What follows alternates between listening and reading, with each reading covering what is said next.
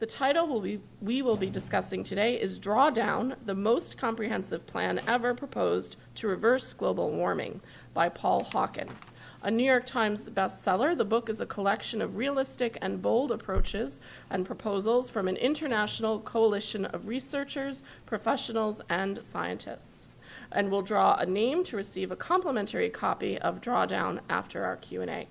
Our guest reviewer today is Neely Kelley, senior organizer for Mothers Out Front, Mobilizing for a Livable Climate. And there is information on both Mothers Out Front and other programming related to Drawdown in our community on the back table. So please join me in welcoming Neely to our podium.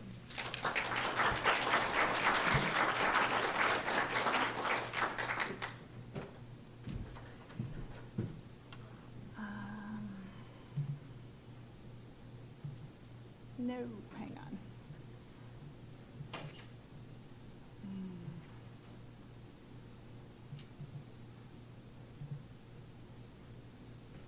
Okay. Good afternoon. Thank you all so much for taking the time out of your day and your week to join me in reviewing Drawdown, the most comprehensive plan ever proposed to reverse global warming. Wrong way.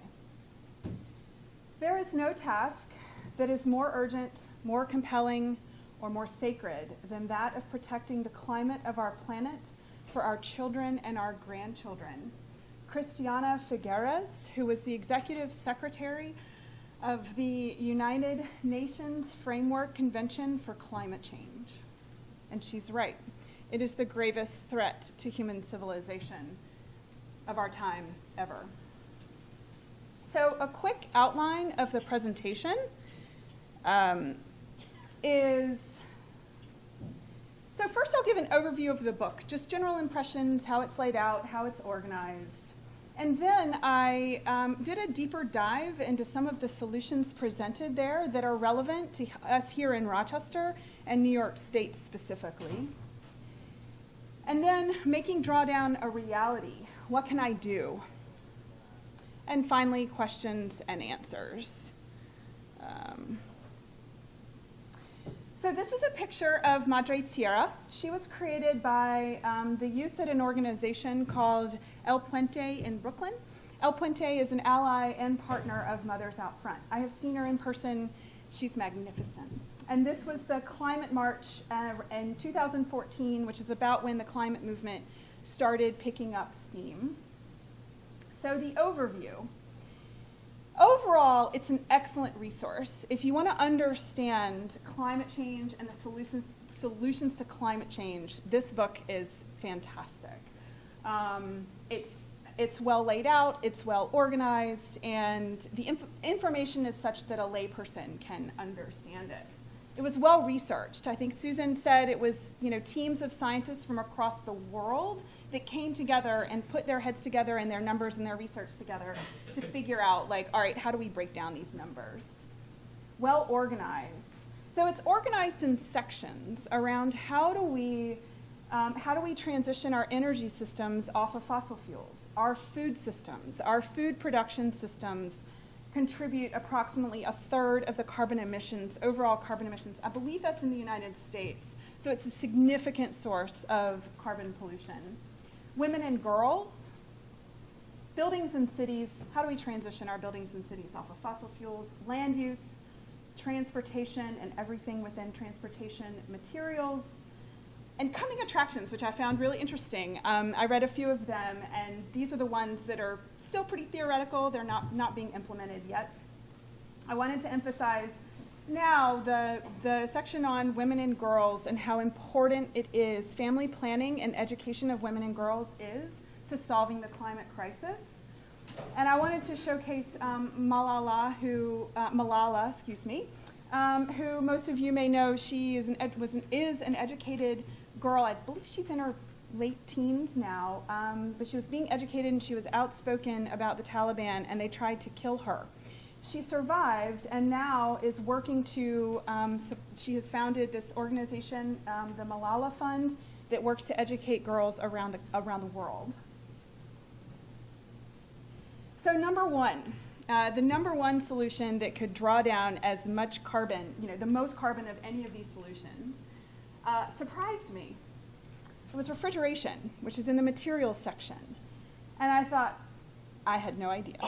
And it turns out that, okay, so I'll go through the numbers first, actually.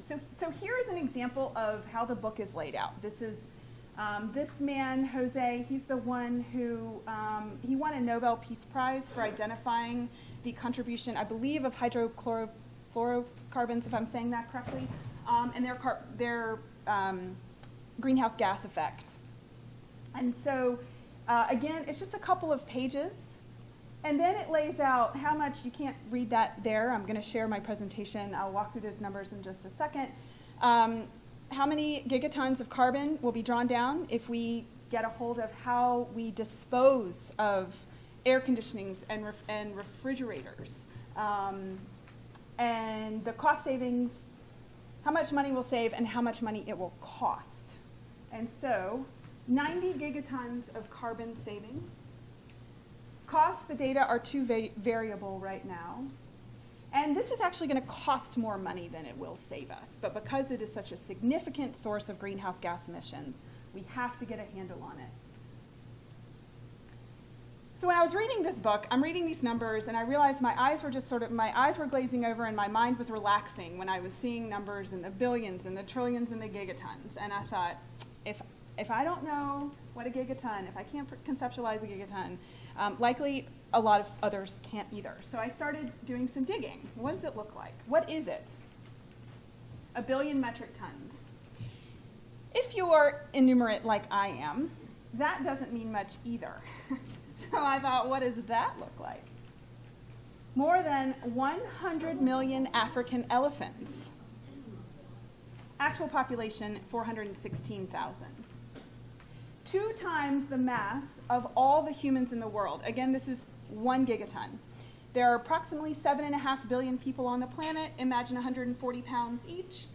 2 times of that is 1 gigaton. 5.5 million blue whales. Actual population, 20,000. 3 million Boeing 747 jets for 1 gigaton. It's a lot. So just to give you an idea of what that looks like, I threw in some pictures. 100 million African elephants, 5.5 million blue whales, 3 million Boeing 747 jets. And then I thought, well, I could make that even more relevant to folks in the upstate. 4 days of water flow over Niagara Falls, 2/3 the size of Lake Canandaigua.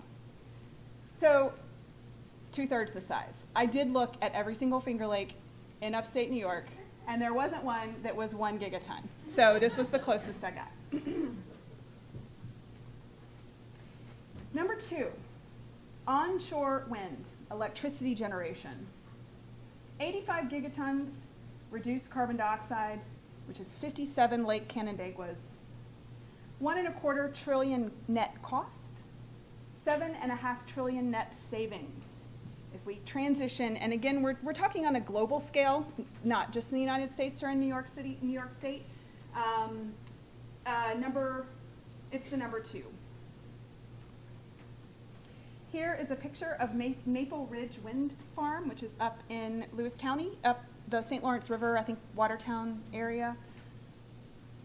And the thing that I wanted to talk about around wind specifically is I've been working to support community supporters of a wind project near Rochester for about 9 months now. And there's a lot of controversy and opposition to that wind project. And I started digging deeper. And what I have discovered and learned is there actually is a national campaign and strategy to stop wind development in the United States. And it was planned, is being funded by, and implemented by the same people and foundations that brought you the campaign to cast doubt and uncertainty on climate science. And again, I have all of these references. Actually, I have a whole hour-long presentation on this national campaign to stop wind projects that, maybe I'll be invited back to do again. But it was a memo that was published, I'm not sure when, but it was written in 2012, the National PR Campaign Proposal confidential, and it lays out how you influence anti-wind policy, use misleading messages, cast doubt and uncertainty on wind energy, specifically around the health and safety of it, impact on wildlife, cost, etc., and then influence communities and project areas at a local level. So in my work, I'm based in Rochester. Mothers Out Front is a national organization. I'm based locally in Rochester, and a lot of this education and understanding comes in conversation. And so when I try to talk to people about wind power, the first question I get from environmentalists and climate activists is, but what about the birds? They're going to kill all the birds. And I show them this graph. That's cats. 2.4 billion birds a year are killed by cats. So if you have a cat that's doing that, it's contributing to this number. And then you have wind turbines. So the total number right now per year of birds that are killed by wind turbines are about 120,000 to 400,000 birds. It's not nothing, but compared to all other human-caused bird deaths, it is negligible. And I can tell you the regulations and the studies and the things that wind developers have to do to minimize bird loss, offset bird loss, are really extensive. So I thought a picture of a wind turbine with a flock of birds flying by. Another question that comes up, let's just do everything, let's just do community solar or rooftop solar. And when I got started in the climate movement 5 years ago, all these solutions and all these numbers and technologies, they all just seemed about the same to me. They're not. So this book, again, Drawdown, does a great job of laying out the 3 different kinds of solar power we have right now. We have solar farms, comes in at number 8 with a 37 gigaton carbon savings. Rooftop solar, 25 gigaton carbon savings at number 10. And then concentrated solar, which was a new one I hadn't heard about, and I can't explain it honestly, but I encourage you to read the book and check it out. It's like, well, I don't even want to try actually, but it was a new kind of solar that I hadn't heard about before. They're doing a lot of out west in hot, really hot, sunny areas, not New York State. So 11 gigatons of carbon savings coming in at number 25. So all this solar combined on a global scale is 48 Lake Canandaiguas. And I'll remind you that onshore wind, again on a global scale, is 57 Lake Canandaiguas. And so I want to emphasize here that it's not either or, it's both and. We have to be doing it all. And so, so solar farms. So another thing that I hear when I'm talking to people and I'm hearing more and more about the controversial or the opposition to the wind project out in Orleans and Niagara County, I hear, let's just do solar. We can do solar. So one wind turbine, this is in New York State, one wind turbine takes up a half an acre to 1 acre of land that is protected as farmland or wildland or whatnot for the lifetime of the turbine. And it can still be farmed, cattle can still graze, crops can still grow, wildlife can grow and thrive. 1 acre. Equivalent electricity generation with a solar farm. 64 acres of land that cannot be used for anything else. I will qualify that by saying I actually have a friend down in Ithaca who is working to connect the solar industry to sheep farmers with the idea that the sheep can graze in and around the solar. She's getting there, but it's a really exciting concept. But otherwise, you're pretty limited when you're trying to generate the same electricity from a solar farm as from a wind turbine or a wind project in space, land use. And that is a picture I pulled off the internet to give a visual of a large-scale renewable solar farm. Third question I get. and the climate movement in upstate New York. How are we going? Actually, no, forget it. So I'm originally from South Carolina and can attest to the top one. You know, if there's 2 inches of what, if there, I grew up in upstate South Carolina, and if there, you know, were 2 inches of snow in Texas, we were shutting down for 2 weeks. This is true. And then, of course, in upstate New York, pretty tough and hardy folks. We got to deal with those winters. So how are we going to heat our homes? Again, Drawdown addresses heat pumps, which comes in at number 42. And so about heat pumps, until this morning, I will confess, I was confused about heat pumps, geothermal energy. It's a lot of, you know, words, and geothermal energy comes in at number 6. And I was like, oh, I'll just do a slide on geothermal heating and cooling comes in at number 6, until I realized that that's actually electricity production, like what Iceland has, and what you put over Old Faithful. I was going to say Old Yeller, but I haven't read that book in years. So, Old Faithful. So that's not what we're talking about here. We're talking about heat exchange. So heat exchange either through the ground, which is geothermal heat pumps, through water, which is a different sort of exchange, and then air source heat pumps, which are generally found down south where it doesn't get quite as cold because the technology isn't sufficient to warm the air as cold as it gets up here in upstate New York in the north. So heat pumps, again, globally, 5 gigatons reduced carbon dioxide, 3.5 Lake Canandaiguans, 119 billion will cost us. We'll save about $1.5 trillion net savings. So here's a picture of St. Patrick's Cathedral in downtown Manhattan. And this is heat exchange, ground source heat exchange. So I don't want to try to explain the technology. It's in Drawdown. But it was a huge, massive project. It can be done. It was done. And then another thing I learned this morning when I was practicing this talk is that this building is actually heated and cooled with a heat pump, with a heat pump, right? With water pipes that go out into the river and exchange the air that then gets pumped back in. I see some nodding. When we get to the question and answer section, I'm probably going to have to call on somebody else. It explains the technology, but there you have it. Renewable Heat Now is a statewide campaign to really bring education and awareness around heat pump technology and how that is the solution and the answer to transitioning our heating system in New York, the Northeast, New England, everywhere it's cold, off of fossil fuels. NYGO, that is a, let's see, I think it's mostly industry. It's an industry representative group with installers. There was a conference last week in Albany that I attended. I'll talk about it in a little bit, but I just wanted to highlight the 2 things happening in New York State right now to transition our heating system off of fossil fuels. So then I get to the elephant in the room, nuclear power. And I have to say, the book got a lot of, sorry, phone call. The book got a lot of credibility in my book for even talking about nuclear power, because in environmentalist and climate circles, it is, again, the elephant in the room. It comes in at number 20.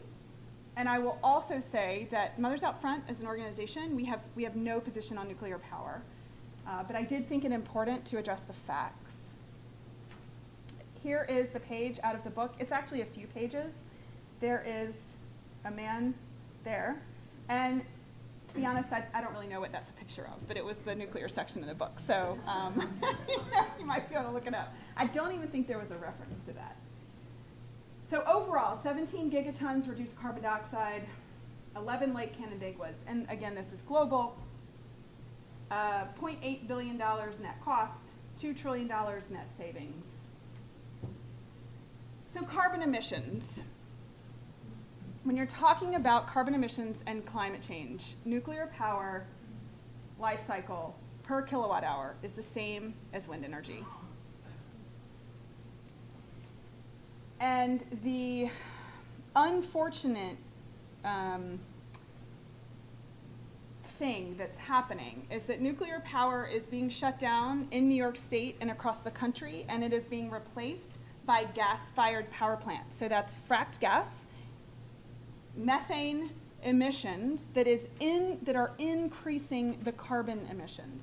We cannot afford to shut down nuclear and replace it with gas.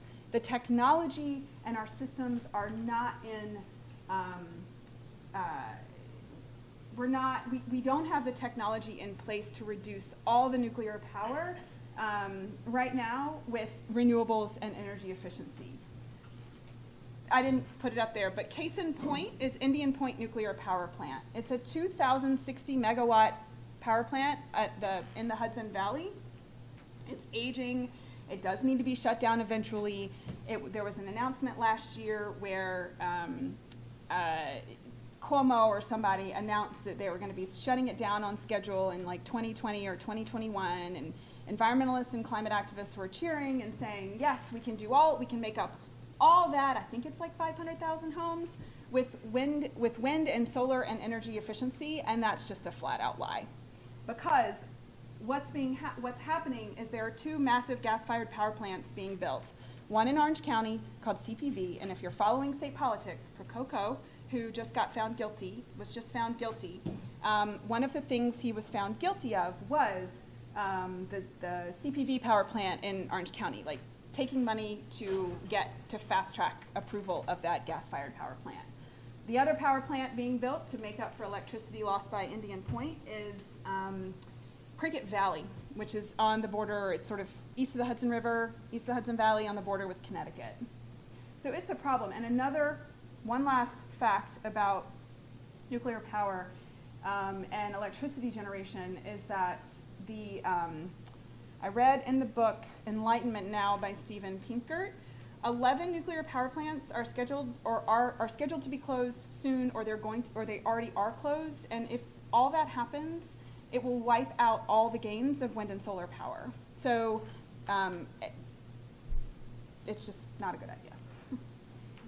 So safety of nuclear power. With climate change, those who know the most are frightened, but with nuclear power, those who know the most are the least frightened. So I just will say that my husband, who's sitting right there in the pink shirt, is a trained physicist and professor at the University of Rochester. One of his research projects is liquid metal batteries, grid-scale storage of wind and solar power. We have a lot of conversations around how are we going to solve climate change. And I'm not super informed about nuclear power, but I would say that the more conversations that I've had, I'm like, okay, I think we need to use this as the bridge. And so I myself, over the last 5 years, have become more comfortable with this particular technology. And radiation is another, you hear a lot about radiated fish showing up on the shores of California from Fukushima meltdown. Fact. One flight from New York to Los Angeles is 400 times more radiation than living within 50 miles of a nuclear power plant for 1 year.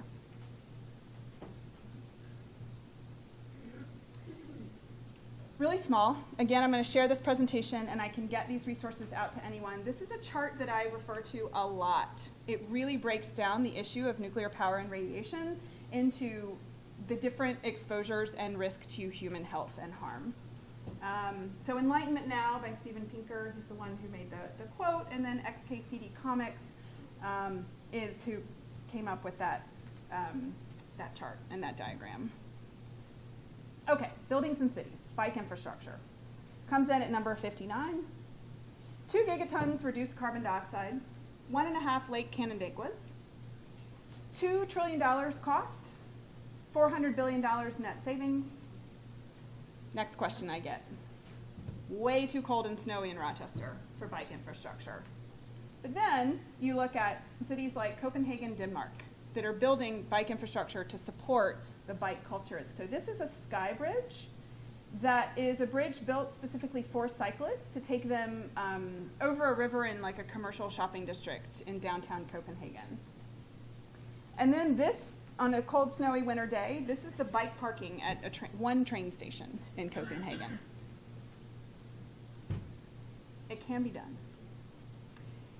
Then we go to Trondheim, Norway. So you got Norway, pretty close to the Arctic Circle. And you have Trondheim, which is 2 degrees latitude from the Arctic Circle. The culture is one. So you might not be able to see it very well, but this is sort of just a fun photo. You know, this is, in Norwegian, it says, share the road. Creating a culture of awareness and safety for cyclists. And then this is a double-decker parking, random bike parking station in like the university, in and around the university district. And I think in Doug's article he wrote for the Rochester Cycling Association, he said, if you have to build a double-decker cycling bike parking, you're doing something right. Okay, so making Drawdown a reality. The book is not enough. Every person in this room is needed. That's my biggest criticism of Drawdown, is he does not acknowledge the challenges and the difficulties to actually implement these solutions. The numbers are great. So, what are we talking about? We're talking about political power. And right now, all the political power rests in the hands of the fossil fuel industry, climate-denying politicians, and others who want business as usual. And each of us sitting in this room thinking, we drive our cars, we have our kids, we have our pets, we heat our homes, we can't afford wind power. What can I possibly do? So what are we doing? What is being done? We're building people power. Mothers Out Front is building people power. Rochester People's Climate Coalition is building people power. Sierra Club is building people power. All sorts of organizations, locally, at the state level, and nationally, are working to build people power to level the playing field, to push decision makers to make decisions, like Cuomo, to push him to stop building all this gas infrastructure that ultimately supports fracking in Pennsylvania. So this is a quick, I'm about out of time, but this is just a quick snapshot of the community teams in and around New York State that mothers are organizing locally to push for and implement some of these solutions. So now we get into the campaigns locally that need each of you, if you're not involved already. The first one, so Sue, can you stand up? Sue Staropoli has been doing a tremendous amount of work on this book, actually, and with the Pachamama Alliance. And so at the end of the presentation, if you'd like to know more about that, please talk to Sue, and I believe she brought a lot of literature as well. Community choice aggregation. Sue and Melissa, please stand up. Two amazing organizers with Rochester People's Climate Coalition, pushing to get our communities in and around Rochester to adopt community choice aggregation. Again, I don't have time to explain it, and it's actually not addressed in the book, but it's something that can help this area move off of fossil fuels, so I thought it really important to make. Community solar and efficiency is the Mothers Out Front City of Rochester team, pushing to make community solar and energy efficiency available to the city of Rochester residents. Exxonmobil Brownfield cleanup site, which you may or may not have heard of. It's in the Plex Neighborhood Association, and basically it's like tons of toxic sludge that have been left there from the vacuum oil refinery that's just been like leaking into the river for 100 years. And the campaign is to push for a maximum level cleanup. And so just quickly, organizations that are really pushing for these local solutions. Green Transportation Initiatives. They also need you, and they are also here. Reconnect Rochester, Rochester People's Climate Coalition, the Rochester Cycling Alliance. The campaign. So I mentioned I'm supporting some community supporters out in Orleans County, Orleans and Niagara County, which is Lighthouse Wind Project. Heritage Wind is about 15 miles south of there. Combined, these two wind projects will generate the electricity equivalent of 100,000 homes. And the reason, well, I'll stop there.